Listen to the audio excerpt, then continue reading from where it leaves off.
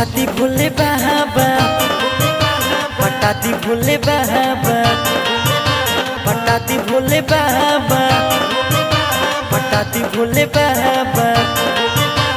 छोटा की ना मोटा के पता रखी हो, छोटा की ना मोटा के पता रखी हो। पटाती भोले बाबा, पटाती भोले बाबा, पटाती भोले बाबा कोनो लड़की हो। पटाती भोले बाबा एगो लड़की हो। पटाती भोले बाबा कोनो लड़की हो। पटाती भोले बाबा एगो लड़की हो। छोटा की ना मोटा के पता रखी हो, छोटा की ना मोटा के पता रखी हो। पटाती भोले बाबा, पटाती भोले बाबा, पटाती भोले बाबा कोनो लड़की हो। पटाती भोले बाबा एगो लड़की हो। पटाती भोले बाबा कोनो लड़की हो।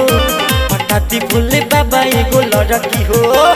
BNC recording studio Jalalpur खेलदी।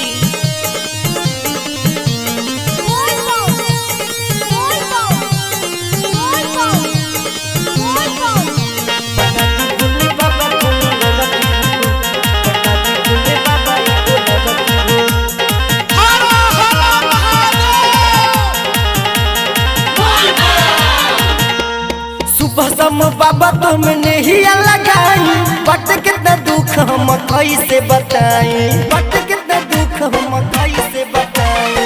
सुबह शाम बाबा तुमने ही लगाई, बट कितना दुख हम कैसे बताई। छोटे नसियान ज्यादा बड़की हो, छोटे नसियान ज्यादा बड़की हो।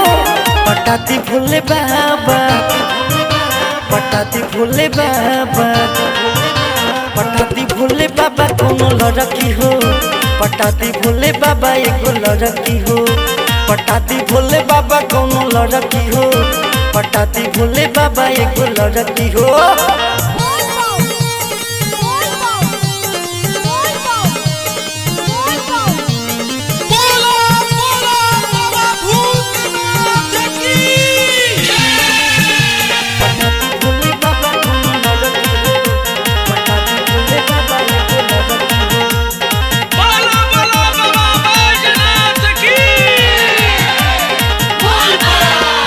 गाँव घर कतही न लागत आवे निक हो।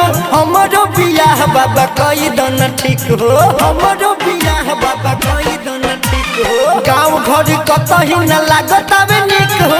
हमरो बियाह बाबा कई दन ठीक हो।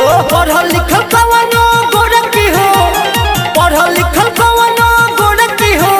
पटाती भोले बाबा, पटाती भोले बाबा, पटाती भोले बाबा कोनो लड़की हो। पटाती भोले बाबा एगो लड़की हो। पटाती भोले बाबा कोनो लड़की हो। पटाती भोले बाबा एगो लड़की हो।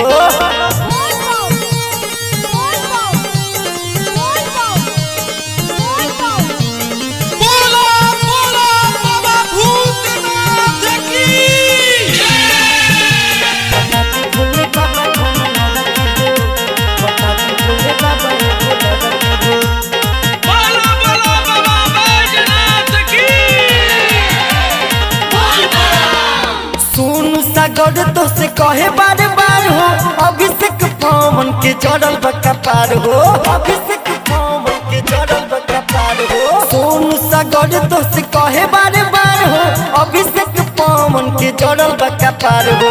सूट सलवार जो पहिरती हो, सूट सलवार जो पहिरती हो। पटाती भोले बाबा, पटाती भोले बाबा, पटाती भोले बाबा कोनो लड़की हो।